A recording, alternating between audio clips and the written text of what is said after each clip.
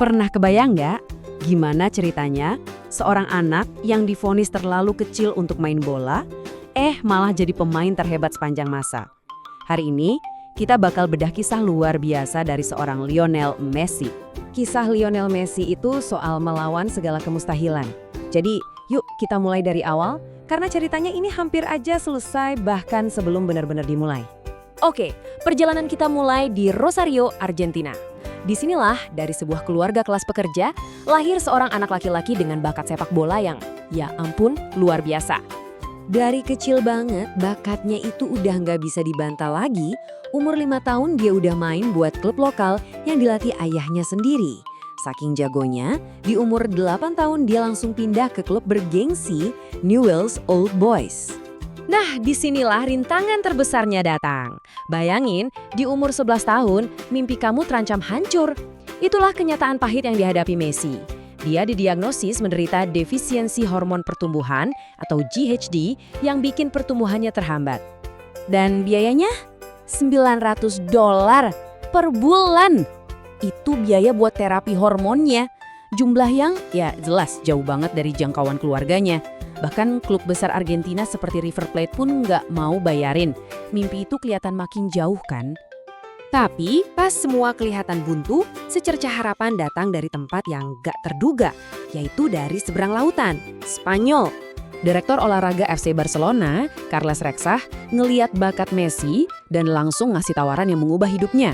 Barcelona bakal nanggung semua biaya pengobatannya asal Messi mau pindah ke Spanyol dan gabung akademi mereka.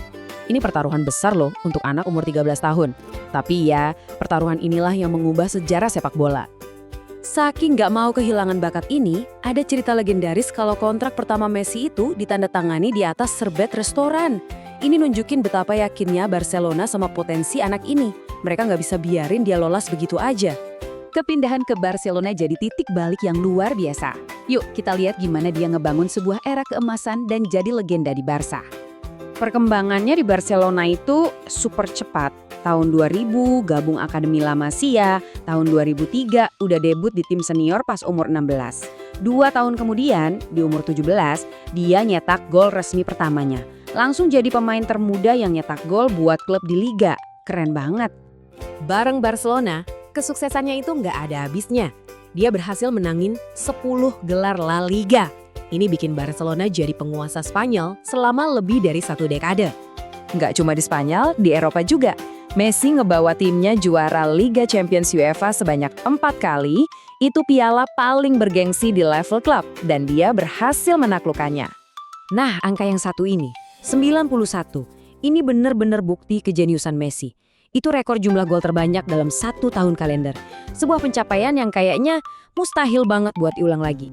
Tapi di balik semua kesuksesan di level klub, ada satu hal yang selalu jadi pekerjaan rumah buat dia.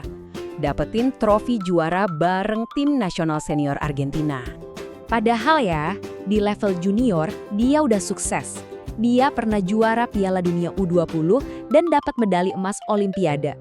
Tapi buat juara bareng tim senior Albiceleste, itu ceritanya beda. Tantangannya jauh lebih besar. Lihat aja perbandingannya. Di Barcelona, pialanya numpuk. Di tim senior Argentina, 0 piala besar sebelum tahun 2021. Ini yang bikin orang-orang bilang dia nggak bisa main bagus buat negaranya, dan itu jadi beban yang dia pikul bertahun-tahun. Apalagi setelah beberapa kali kalah menyakitkan di final. Akhirnya, momen yang ditunggu-tunggu itu datang juga. Tahun 2021, Messi berhasil bawa Argentina juara Copa America. Ini bukan cuma trofi internasional senior pertamanya, tapi juga mengakhiri puasa gelar Argentina selama 28 tahun. Lega banget pastinya.